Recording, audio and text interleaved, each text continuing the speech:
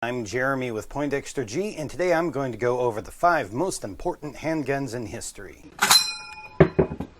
Now in this video I'm going to kind of use pistol to mean handguns and revolvers. I'm going to go over the list chronologically.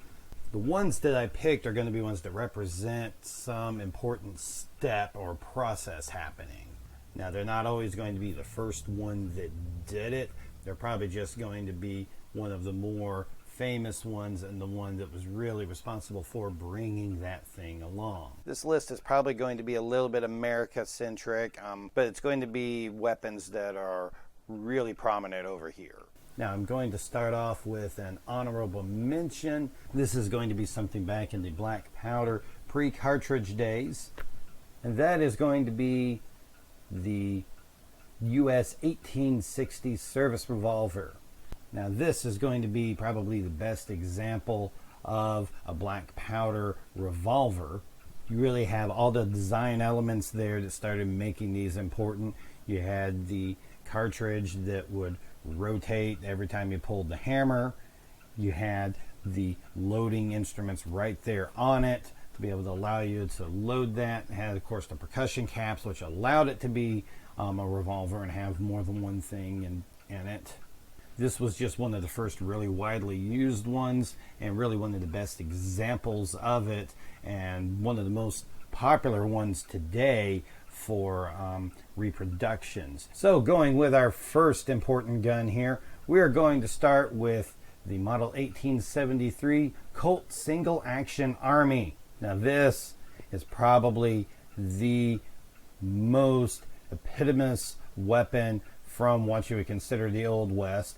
But it has come on to become one of the most famous revolvers ever. I mean, when you think of like old Western revolvers or revolvers from the 1870s and 1880s, you're really thinking of the Single Action Army. It was probably just a bad decision made concerning the Schofield and the cartridges that would go in it that kept the top break Schofield from being the most commonly used thing there.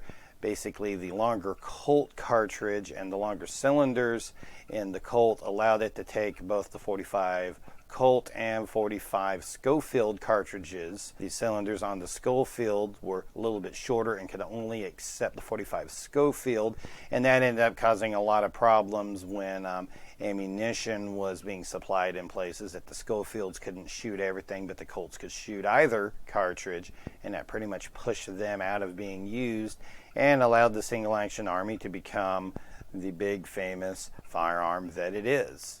And the next one on the list is going to be another Colt product, the thing that came along and replaced the Single Action Army, and that is going to be the Colt Swing Out Cylinder.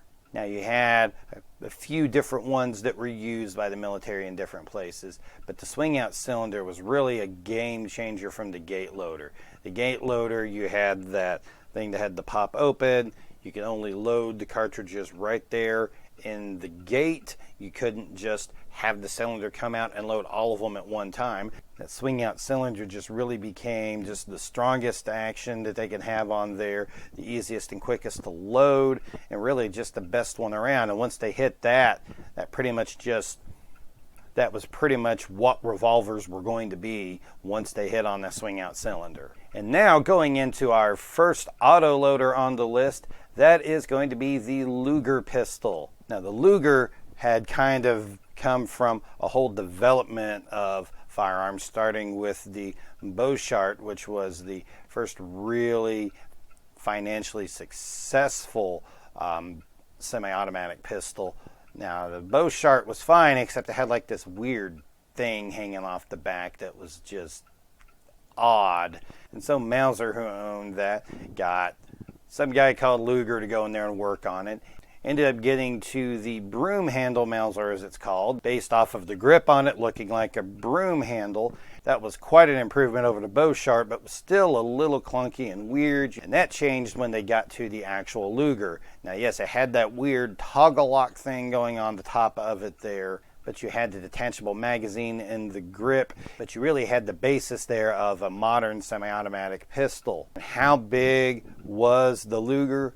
Well, The 9mm cartridge that is probably the most common handgun cartridge in the world now is what it is today because of the Luger. That 9mm cartridge has a lot of different names: 9x19, 9mm Parabellum, or 9mm Luger after that Luger pistol. And now going back to something else very America-centric, that is going to be the 1911. Now the 1911 was the final step in a line of pistols designed by John Moses Browning. And really, once he reached to the end of that development with the 1911, you had what you would look at now and see as a very recognizable modern design. The tilting barrel design on that is still used today in most handguns that are made. We've streamlined everything in there to make it a lot easier to get apart and back together,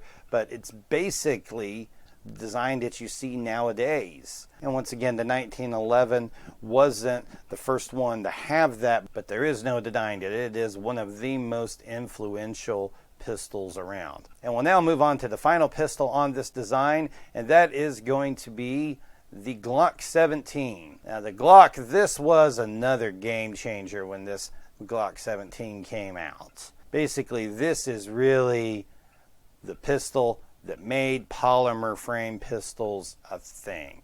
It had been around before with the HK VP70, but Glock is really what made polymer pistols a thing. It took that 1911 John Moses Browning tilting barrel action, paired that with a polymer frame, and really you've got what is now the modern handgun. I mean, a double stack polymer frame pistol. How many of those are there now? How many polymer frame pistols are there now because of the Glock? I mean, you can't even start to go down the list of how many there are there. You've got everybody making these things, but this is what modern pistols are now, is a polymer frame. And yeah, there's a lot of people that make fun of the polymer frame pistols, but I think it's pretty well been proven that a polymer frame pistol is going to be what modern handguns are now. So that's my list of the 5 most influential handguns ever made. So what do you think of the list? Is there something else that I should have included, or something that better represents one of these steps in there?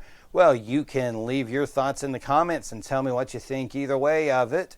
You can also give this video a thumbs up and a like, and you can also subscribe to my channel to make sure that you catch all the videos that I post and not miss anything. I'm Jeremy with Poindexter G, and we'll see you next time.